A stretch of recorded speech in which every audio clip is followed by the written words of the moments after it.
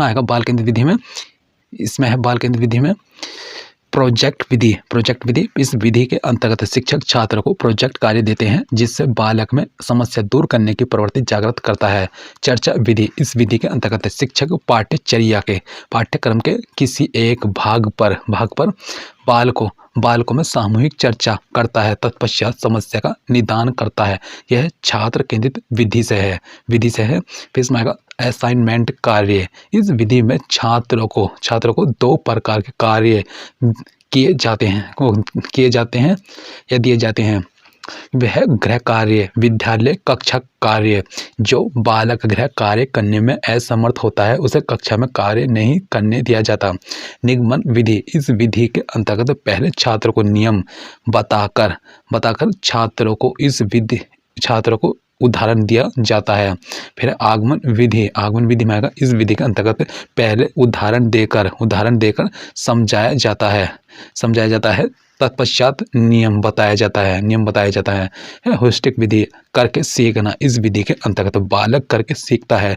जैसे पहले छात्र के समक्ष पूरी समस्या रखी जाती है और छात्र अपने सूझ के द्वारा समस्या को हल निदान करता है जो कोहलर के सिद्धांत से मेल खाती है।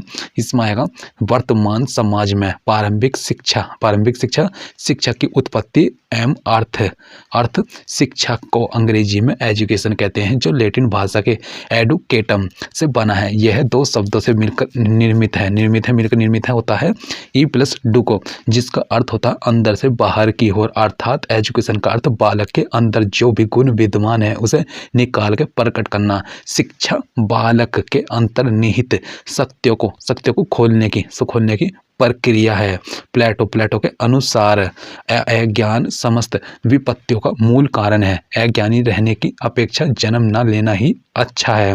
महर्षि वेदव्यास के अनुसार ज्ञान जीवन के सत्य का दिग्दर्शन ही नहीं करता बल्कि वह व्यक्ति को बोलना, चलना, व्यवहार करना भी सीखता है।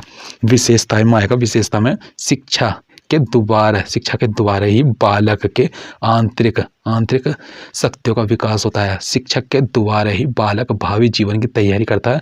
शिक्षक के द्वारा ही बालक नैतिक विकास संभव है। शिक्षा के द्वारा ही बालक में मानवीकरण का विकास होता है।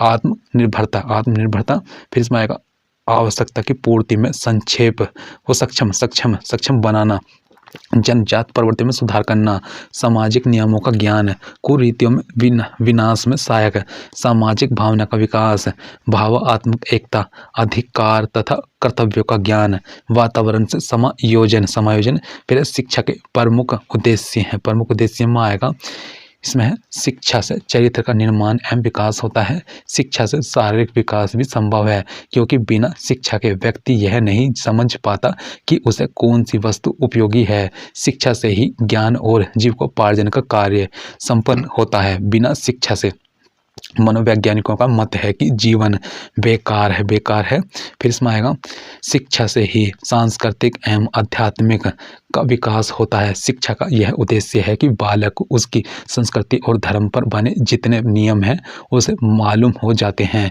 शिक्षा से ही प्रेम, सद्भाव, सहानुभूति, सहयोग, सहनशीलता, आत्मानुशासन, फिर है आत्मानुशासन, फिर है कर्तव्य परायण, फिर आदि आ जाती है। फिर इसमें आएगा शिक्षा के प्रकार में आएगा औपचारिक शिक्षा, अनौपचारिक शिक्षा, निरौपचारिक शिक्षा।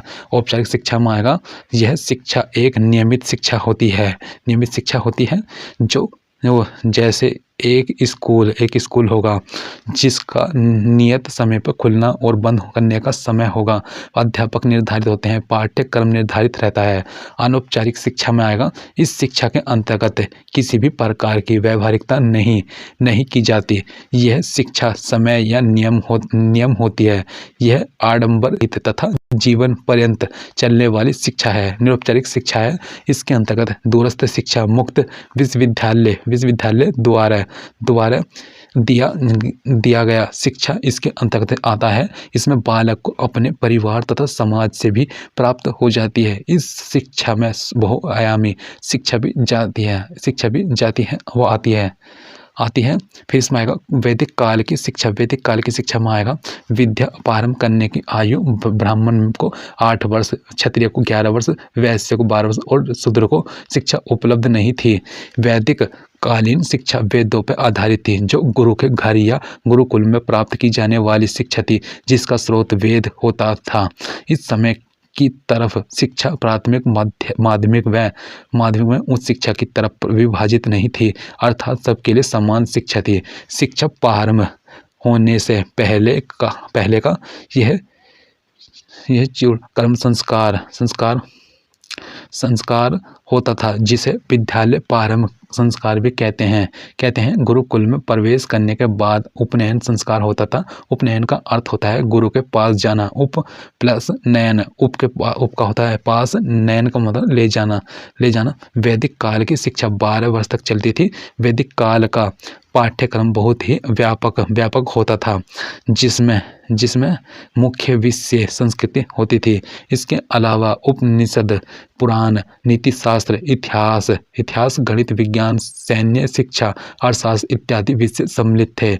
12 वर्ष की शिक्षा के पश्चात समावर्तन संस्कार होता था, जिसे शिक्षा समाप्ति संस्कार भी कहते थे। 1 वेद का ज्ञाता स्नातक, 2 वेदों का ज्ञाता वसु, 3 वेद का ज्ञाता रुद्र, 4 वेद का ज्ञाता आदित्य कहलाता था। वैदिक कालीन शिक्षा राज्य से नियंत्रण से मुक्त थी, जिसका प्रबंध ब्राह्मणों के हाथ में था। शिक्षा निःशुल्क हुआ करती थी।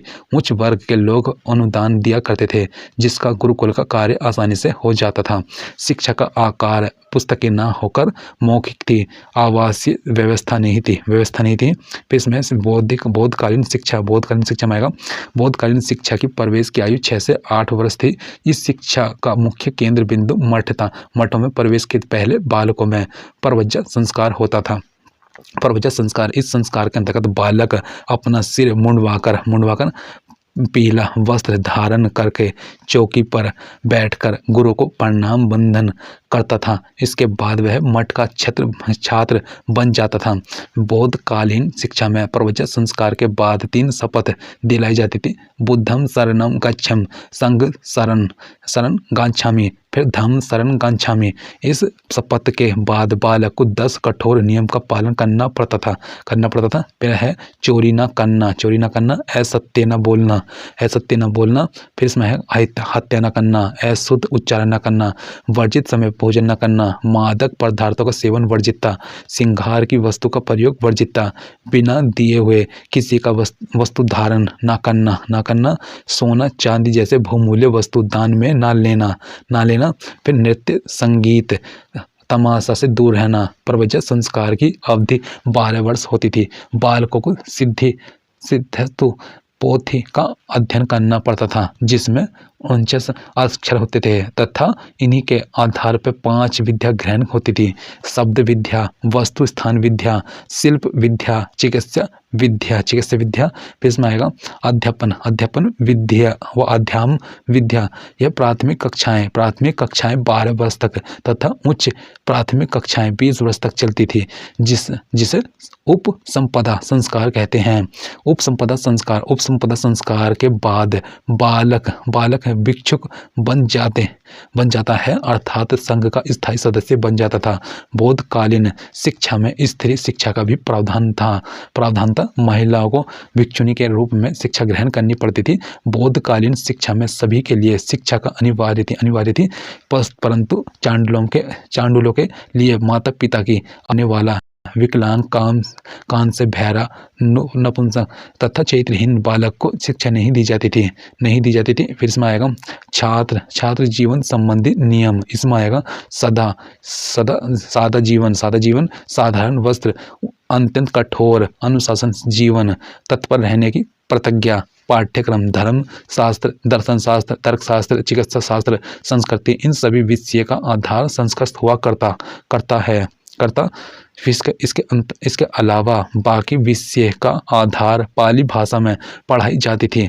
शिक्षण विधि है मुस्लिम कालीन शिक्षा, यह बिस्मिल्लाह इसमें आएगा। प्राथमिक में आएगा मकतब, फिर इसमें आएगा उच्च प्राथमिक में मदरसा, अरबी फारसी। फिर इसमें आएगा सोना चांदी बहुमूल्य दान में ना लेना। फिर है नृत्य संगीत तमाशा से दूर रहना। फिर इसमें आएगा, इसमें तो ये तो कर लेता। इसमें है सीखने की आवश्यकता एवं पहचान सीखने की आवश्यकता एवं पहचान सीखने की आवश्यकता है। थॉर्नडाइक ने अपने सीखने के सिद्धांतों में 3 नियम बताए हैं, जिसे प्राथमिक नियम के अंतर्गत रखा गया है। फिर इसमें अभ्यास का नियम, तत्परता का नियम, प्रभाव का नियम। फिर इसमें आएगा अधिगम की पहचान में थॉर्नडाइक वो अधिगम की पहचान अधिगम के वक्र से होती है। ये वक्र 4 प्रकार के होते हैं, सरल वक्र और समान निष्पादन वक्र, ना तो दर वक्र, उन्नतोत्तर वक्र, फिर मिश्रित वक्र। सरल वक्र में आएगा इस प्रकार के वक्र यह दर्शाता है कि प्रत्येक प्रयास में अधिगम सीखने की मात्रा या निष्पादन समान रहा है। यह अधिगम में प्रयास समान चल रहा है ना। फिर इसमें आएगा उन्नतोत्तर वक्र। इसमें आएगा इस प्रकार के वक्र में प्रारंभ में सीखने की गति तीव्र होती है, लेकिन बाद में अभ्यास के बढ़ने की शीतलता आ जाती है। यहाँ अभ्यास की तेजी यहाँ कम हो जाएगी।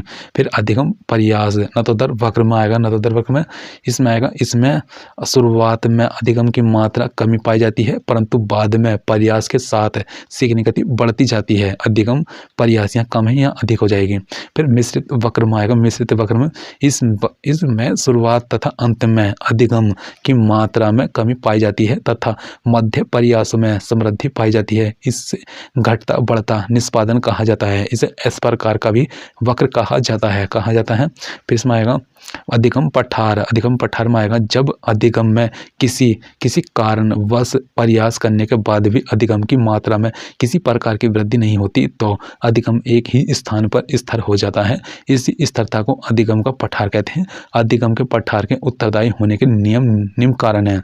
यह शारीरिक मानसिक थकान, रुचि, ध्यान व इच्छा का अभाव, फिर शारीरिक मानसिक अपरिपक्वता, फिर इसमें आएगा अनुचित वातावरण, अधिगम प्रयास पठार, अधिगम अंतरण या रूपांतरण या स्थानांतरण। इसमें आएगा जब पहले सीखी गई अनुक्रिया कौशल बाद में सीखी जाने वाली अनुक्रिया कौशल पर एक प्रभाव डालती है तो उसे प्रशिक्षण या अधिगम का स्थानांतरण कहते हैं।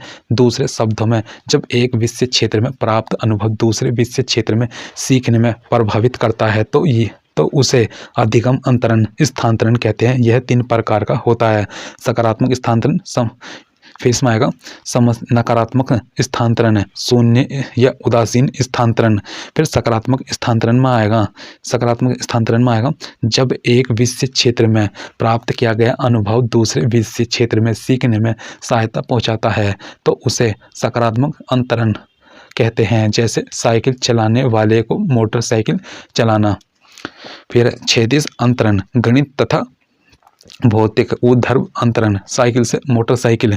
द्विपार्श्विक अंतरण, दाएं से बाएं से हाथ हिलाना। फिर है नकारात्मक स्थानांतरण में आएगा जब एक विशेष क्षेत्र में प्राप्त अनुभव दूसरे क्षेत्र में बाधा पहुंचाती है तो उसे नकारात्मक स्थानांतरण कहते हैं। पहली कविता को याद कर दूसरी कविता को भूल जाना। फिर है शून्य या उदासीन अंतरण। इसमें आएगा जब एक विषय में प्राप्त अनुभव दूसरे विषय को सीखने में किसी प्रकार से प्रभावित करे तो उसे शून्य या उदासीन अंतरण कहते हैं। संस्कृत, गणित, कला आदि। फिर इसमें आएगा सीखने के सिद्धांत तथा कक्षा शिक्षण में इनकी व्यवहारिक उपयोगिता प्रयोग। सीखने के सिद्धांत तथा कक्षा शिक्षण में इसका प्रयोग। थॉर्नडाइक द्वारा सीखने का सिद्धांत 1913 में प्रकाशित अपनी पुस्तक शिक्षा मनोविज्ञान में सीखने का एक नवीन सिद्धांत प्रतिपादित किया। इसको विभिन्न नामों से पुकारा जाता है। थॉर्नडाइक का संबंधवाद का सिद्धांत। फिर इसमें आएगा उद्दीपक प्रतिक्रिया सिद्धांत, सीखने का सिद्धांत, प्रयत्न एवं भूल का सिद्धांत। प्रयोग है थॉर्नडाइक ने अपना प्रयोग बिल्ली पर किया था। थॉर्नडाइक के अनुसार उनके 3 उनके 3 मुख्य प्रयोग बालक को अपने जीवन में उतारने चाहिए। अभ्यास के द्वारा व्यक्ति को किसी भी कार्य में निपुण बनाया जा सकता है। गणित तथा विज्ञान जैसे विषयों के लिए अभ्यास का नियम बहुत जरूरी है, बहुत जरूरी है। फिर इसमें आएगा बहुत जरूरी। फिर इसमें अभ्यास के द्वारा गलतियों में सुधार किया जा सकता है और व्यक्ति अंततः अपने उद्दीपक के पास पहुंच जाता है। धैर्य एवं परिश्रम की भावना उत्पन्न होती है। पावलोव का अनुकूलित अनुक्रिया सिद्धांत है, शास्त्रीय अनुबंधन सिद्धांत, फिर क्लासिकल अनुबंधन सिद्धांत। इसमें आएगा स्वाभाविक उत्तेजक भोजन, भोजन स्वाभाविक अनुक्रिया, फिर स्वाभाविक उत्तेजक स्वाभाविक क्रिया, फिर अस्वाभाविक उत्तेजक स्वाभाविक अनुक्रिया, प्रयोगक उत्तेजक कक्षा शिक्षण में प्रयोग, आदत निर्माण, आदत निर्माण में आएगा कृत्रिम उद्दीपक के द्वारा भी संबंध प्रतिक्रिया, प्रतिक्रिया धीरे धीरे आदत बन जाती है। फिर भाषा विकास, छोटे छोटे बालकों को वस्तुएं दिखाकर शब्दों का ज्ञान करना। फिर बुरी आदतों का त्याग, फिर सुलेख व अक्षर विन्यास जैसे विषयों में अधिक उपयोगी है। गेस्टाल्ट का सिद्धांत प्रवर्तक है, इसमें गेस्टाल्टवादियों ने दिया है कोहलर, लेविन, वर्दीमर। अंतर्दृष्टि व सोच का सिद्धांत गेस्टाल्ट का सिद्धांत, समर का कार्य सिद्धांत। फिर इसमें आएगा यह कोहलर का सिद्धांत प्रयोग है। वनुमानस व सुल्तान नामक चिंपैंजी 4 डिब्बे का प्रयोग हुआ था। फिर सूझ का सिद्धांत बालक कक्षा में स्वयं समस्या का हल प्राप्त करे, प्रेरित करना चाहिए। छोटे बालकों के समक्ष वस्तु प्रस्तुत करने पर वे आवश्यक संबंधों का प्रत्यक्षीकरण तुरंत कर लेते हैं। यह सिद्धांत छात्र के पूर्व अनुभवों को विशेष ज्ञान महत्व देता है। फिर इसमें आएगा क्रिया प्रस्तुत अनुबंधन सिद्धांत, यह RS थ्योरी प्रवर्तक है। इसके ना प्रयोग चूहा कबूतर है। फिर क्रिया प्रस्तुत अनुबंधन सिद्धांत का कक्षा शिक्षण में प्रयोग, किसी भी अच्छे कार्य के लिए सकारात्मक पुनर्बल देकर उसे प्रोत्साहित करना चाहिए तथा किसी भी बुरे काम के लिए नकारात्मक पुनर्बल देकर उसे हटाना चाहिए।